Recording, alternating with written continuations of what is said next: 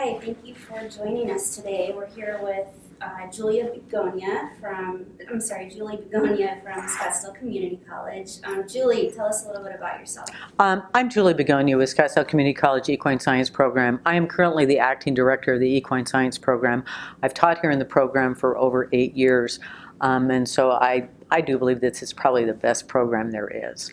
But we like to have opportunity to help students and community members as well to learn more about horses and to better manage their own horses, and provide an opportunity for students to pursue studies in equine science so that they can continue either to higher education or into the workforce.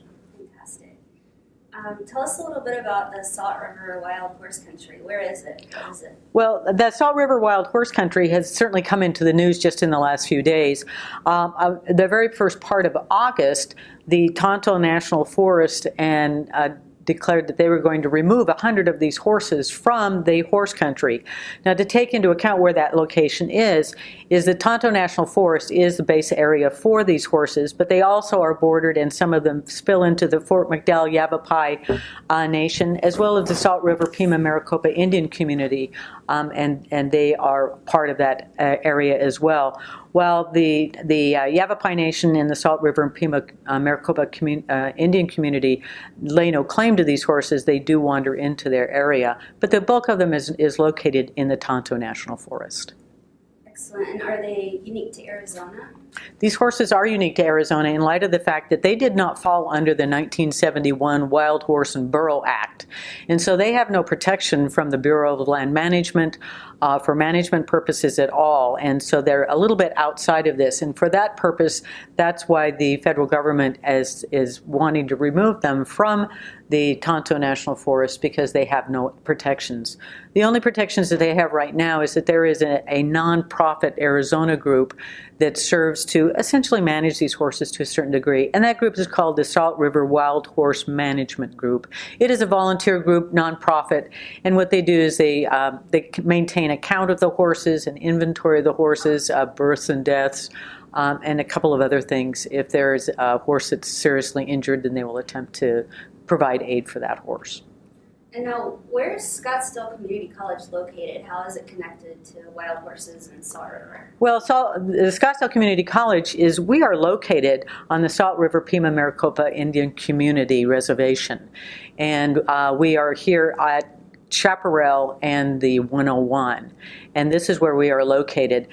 In light of that, we have a very good and strong connection with the tribe here, and since these Salt River wild horses are part of the issue, and we are also the Equine Science program, then this is certainly something that we are interested in, as well as any horseman or any member of the public for that matter.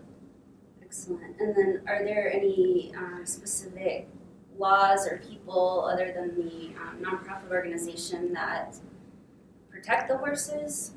There's no one actually protecting the horses because they fall outside of the law. There are many groups who are opposing the existence of these horses in this area. The Audubon Society, several other environmental societies are also working to find out what can be done in order to help save the riparian area, because the horses tend to be a little bit damaging in those areas, and so they're also jeopardizing some of the other wildlife that's available in that area. While we talk about the wild horses, the truth of the matter is these are feral horses.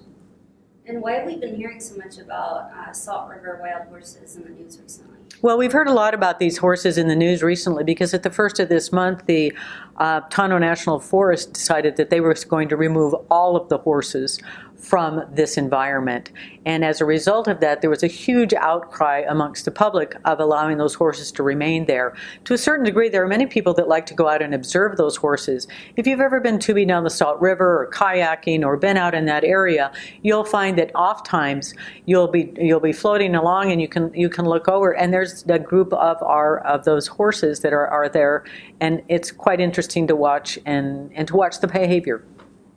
And can anyone see these horses or observe them? And if so, does it cost anything? Absolutely. Anybody who is interested in watching horses in a natural environment is certainly welcome to go out and observe these horses. The only thing that you will need to do is you'll need to buy what they call a Tonto pass in order to get into the Tonto National Forest parking facilities. Now, I advise you to get this pass because otherwise you'll have to pay a pretty hefty parking fine for that. This will allow you to park in their parking area, which is located near where a convenient area where you can observe these horses.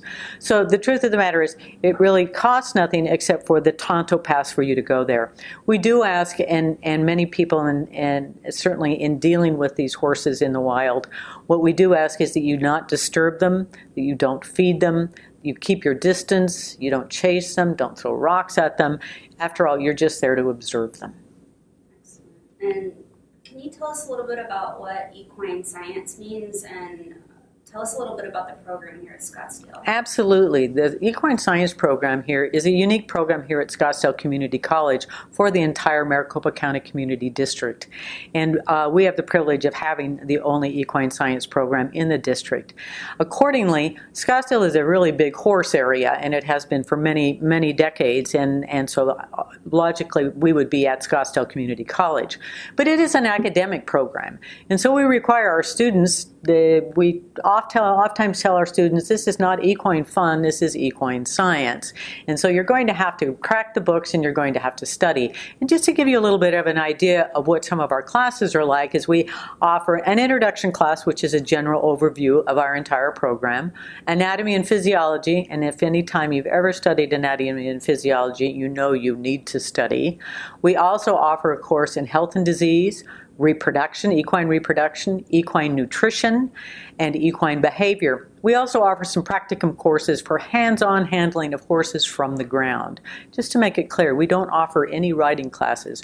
We're teaching people how to handle horses and how to work with horses, so when they graduate from our program, they'll be prepared to enter into the equine industry on various and sundry levels. And say I graduate with a degree in equine science, what type of job can I get? Well, you'd be amazed at how many jobs there are. As a matter of fact, the equine industry in the entire United States, just the industry itself, is a $31 billion industry.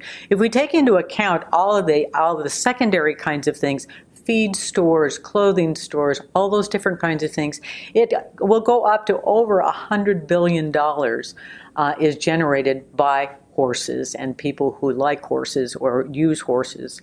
Also, there are hundreds of jobs available. Most people think, well, gee, if I get a degree in equine science, I can be a veterinarian, I can be a farrier, or I can be a trainer. We talk about those being the big three. There are hundreds of jobs. You can be a designer of barns, you can be a journalist, you can sell pharmaceuticals, you can be an auctioneer, you can work in breeding barns, you can be a lawyer.